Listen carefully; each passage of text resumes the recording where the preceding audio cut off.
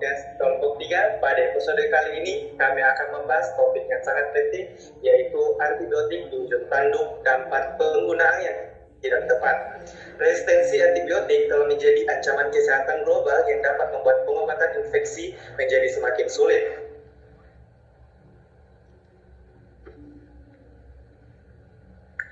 Benar sekali, banyak masyarakat yang masih menganggap antibiotik sebagai obat untuk segala penyakit. Padahal penggunaan yang tidak tepat justru dapat membuat bakteri menjadi kebal terhadap antibiotik.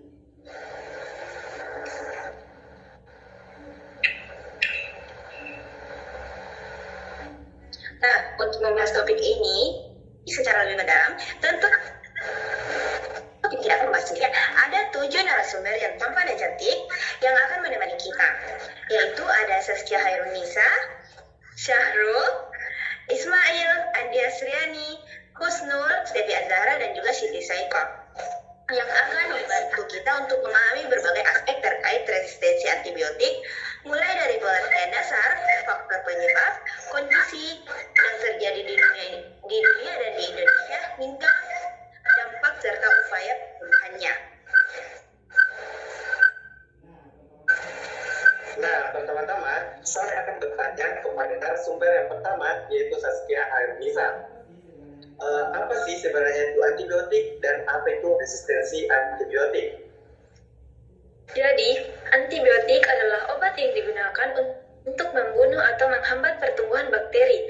Antibiotik tidak dapat digunakan untuk mengobati penyakit akibat virus seperti flu atau pilek. Adapun resistensi antibiotik yaitu kondisi ketika bakteri mengalami perubahan sehingga antibiotik yang sebelumnya efektif tidak lagi mampu membunuh atau menghambat pertumbuhannya. Akibatnya, infeksi menjadi lebih sulit diobati.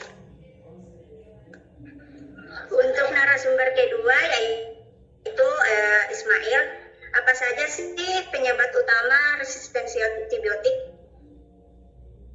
Nah, beberapa penyebab resistensi antibiotik adalah yang pertama, menggunakan antibiotik tanpa resep dokter, kedua, menggunakan antibiotik untuk penyakit akibat virus, kemudian tidak menghabiskan antibiotik sesuai aturan, selanjutnya ada menggunakan sisa antibiotik lama, kemudian dosis yang tidak sesuai, kemudian penggunaan antibiotik berlebihan pada manusia dan peternakan, dan yang terakhir, penjualan antibiotik secara bebas. Semua faktor ini mempercepat munculnya bakteri yang kebal terhadap antibiotik. Nah, dari penjelasan sebelumnya, kita jadi mengetahui berbagai penyebab terjadinya resistensi antibiotik. Agar pendengar lebih memiliki gambaran yang luas mengenai masalah ini, saya ingin bertanya kepada Saudari Andi Hasriani sebagai narasumber ketiga, bagaimana kondisi resistensi antibiotik di dunia saat ini?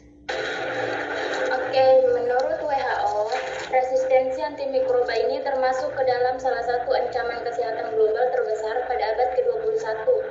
WHO melaporkan bahwa pada tahun 2019 sekitar 1,27 juta kematian secara langsung yang disebabkan oleh resistensi antimikroba. Laporan WHO terbaru juga menunjukkan bahwa sekitar 1 dari 6 infeksi bakteri yang terkonfirmasi laboratorium sudah resisten terhadap antibiotik yang tersedia. Nah, penelitian yang dipublikasikan dalam The Lancet memperkirakan lebih dari 39 juta orang dapat meninggal akibat resistensi antimikroba pada tahun 2050 jika tidak dilakukan tindakan pencegahan yang efektif.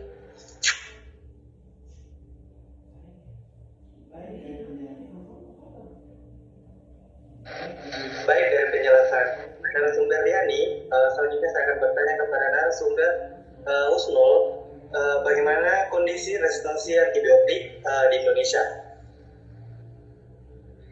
Indonesia menghadapi tantangan besar terkait penggunaan antibiotik yang tidak rasional. Berbagai penelitian juga menunjukkan bahwa masih banyak yang masyarakat menggunakan antibiotik tanpa menggunakan resep dari dokter. Kemudian penelitian di Manado pada tahun 2023 menemukan bahwa 380 responden pernah menggunakan antibiotik tanpa menggunakan resep dokter. Sebanyak 79,74% pasien memperoleh antibiotik dari apotek dan amoksisilin menjadi antibiotik yang paling sering digunakan. Kemudian selain itu, berbagai penelitian juga menunjukkan bahwa praktik swamedikasi antibiotik masih cukup tinggi di masyarakat Indonesia.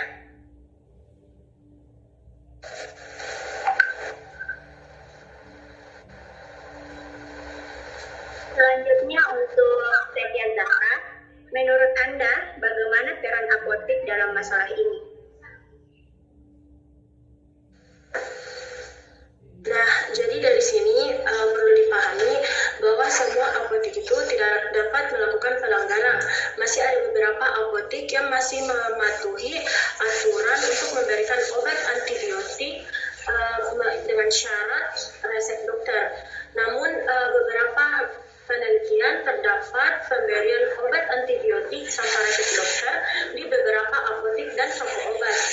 Nah, pada penelitian yang ditemukan, contohnya di Surabaya itu diperoleh obat antibiotik tanpa resep dokter di beberapa pelayanan obat. Pada kajian sistematis di Indonesia menyebutkan bahwa penyerahan obat antibiotik tanpa resep dokter itu dapat menjadi salah satu faktor untuk mempercepat resistensi antibiotik. Dan antibiotik yang paling sering diberikan tanpa resep itu berupa obat amoxicillin dan ampicillin.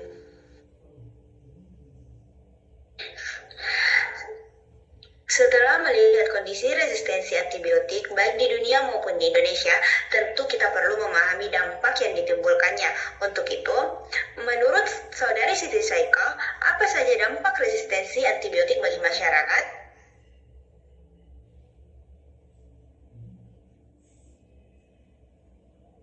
Dampak resistensi antibiotik ini cukup serius ya. Yang pertama ada infeksi lebih sulit disembuhkan, lama rawat inap meningkat, resiko komplikasi dan kematian meningkat, operasi besar jadi lebih berbahaya, kemoterapi dan transplantasi organ jadi lebih berisiko. Tanpa antibiotik, prosedur modern medis akan jadi kesulitan besar.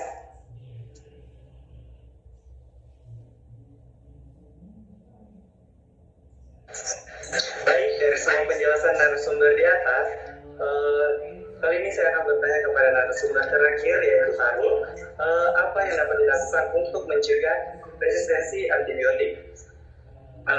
Baik, jadi ada beberapa langkah penting. Yang pertama itu, gunakan antibiotik hanya berdasarkan resep dokter. Yang kedua, jangan membeli antibiotik sembarangan. Dan yang ketiga, jangan menggunakan antibiotik untuk flu dan pilek. Yang keempat, ikuti dosis dan aturan penggunaan yang diberikan tenaga kesehatan. Yang kelima, tingkatkan edukasi masyarakat tentang penggunaan obat tradisional. Keenam, perkuat pengawasan terhadap penjualan antibiotik. Dan yang ketujuh, terakhir, dukung program penggunaan antibiotik yang bijak dan difasilitasi kesehatan.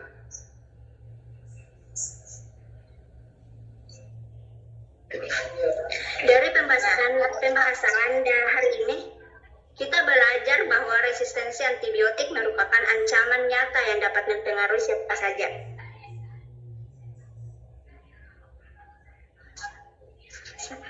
Penggunaan antibiotik yang tidak tepat ternyata bukan cuma berdampak pada diri sendiri, tetapi juga dapat memengaruhi kesehatan masyarakat secara luas.